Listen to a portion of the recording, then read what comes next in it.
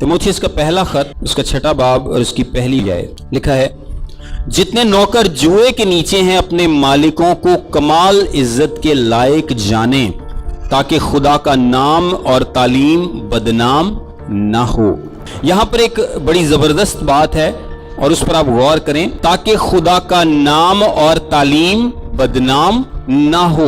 आप खुद को मसीही कहते हैं, हम कहते हैं कि हम मसीही हैं और काम के लिए हमारा एटीट्यूड ठीक नहीं है, तो इससे क्या होगा? खुदा का नाम और तालीम बदनाम होगी। जो कोई हमें अच्छा काम करते हुए देखेगा, मेहनत से काम करते हुए देखेगा, काम तो हमने देखा कि वो करना ही करना है, उसके बगैर तो गुजारा है नहीं। हम में से हर कोई काम करेगा, चाहे वो डॉक्टर बन जाए, इंजीनियर बन जाए, बिजनेस कर ले, कुछ भी कर ले, लेकिन उसको काम तो करना ही है। और जब काम करना ही है तो इस तरीके से किया जाए कि खुदा का नाम और तालीम बदनाम ना हो, इस तरीके से काम किया जाए।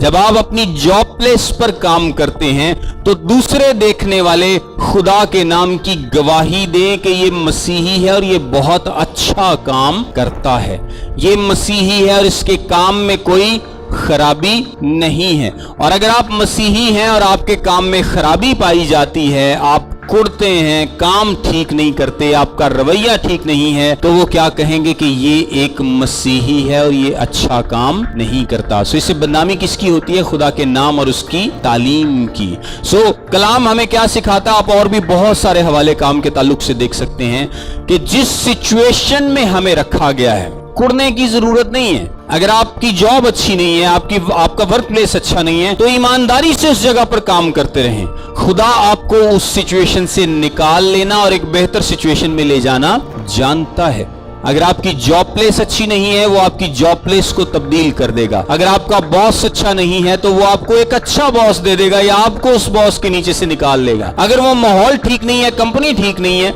जहां आप काम करते हैं, वो इलाका ठीक नहीं है, तो खुदा उस इलाके से, उस कंपनी से, उस माहौल को आपको निकाल लेना जानता है। लेकिन आपने क्या करना है? हर काम इस तरह से करना है कि आप खुदावंद के लिए उसे कर रहे हैं।